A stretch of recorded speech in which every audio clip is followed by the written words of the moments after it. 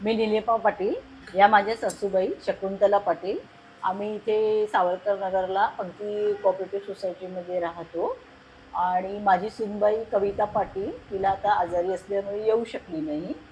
तर आम्ही तिघी अगदी गुण्यागोविंदाने मिळून मिसळून राहतो. आणि प्रत्येक घरामध्ये थोडंसं भांड्याला लागतंच, पण आपण समजून घेणं गरजेचं आहे. त्याच्यासाठी माझ्या सासूबाई आम्हाला सगळ्यांना गाईड करतात. आणि त्या आहेत मुळे आमचं घर एकदम व्यवस्थित टिकून आहे, जिथे म्हणजे मुलीप्रमाणे आमच्या दोघी सुनांवर प्रेम करतात. आणि जसं जर चुकलं तर अगदी आई कशी ओरडते आपल्या मुलींना तशा ओरडतात. आणि लाड पण आमचे भरपूर करतात. आम्हाला कशाचंच त्यांनी बंधन ठेवलेलं नाही आहे. इवन कुठले ड्रेस घाला, काही करा, तुम्हाला काय सोन्याचे दागिने घ्यायचे घ्या, काही वस्तू घ्यायचे घ्या, जे काही खायचं ते घ्या. अशी सासू मला या जन्मात तरी मिळणं म्हणजे माझं नशीब समजते मी. आणि माझी सुनबाई तेच बोलली असती. आता तिथे रील दाखवणार असेल तर ती पण बोललेली आहे आणि आज ती येणार होती. ती बोलली होती महिला दिना मी मी बोलेल सगळ्यांबद्दल, म्हणजे आपल्या घराबद्दल वगैरे, पण ती आजारी असल्यामुळे येऊ शकली नाही.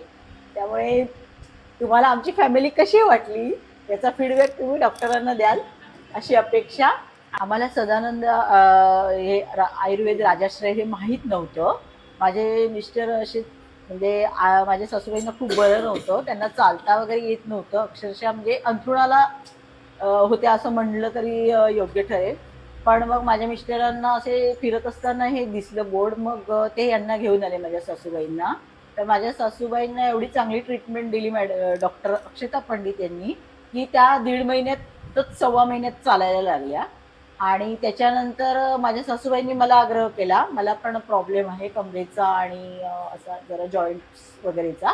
तर माझ्या मुलाचं लग्न होतं मागच्या वर्षी एप्रिलमध्ये, तर मी फेब्रुवारीला ट्रीटमेंट चालू केली. तर फेब्रुवारीला ट्रीटमेंट केली तर मला 2-3 दिवसातच फरक पडला. आणि त्याच्यामुळे मी माझं मुलाचं लग्न व्यवस्थित पार पाडू शकले हे औषधं चालू केल्यामुळे.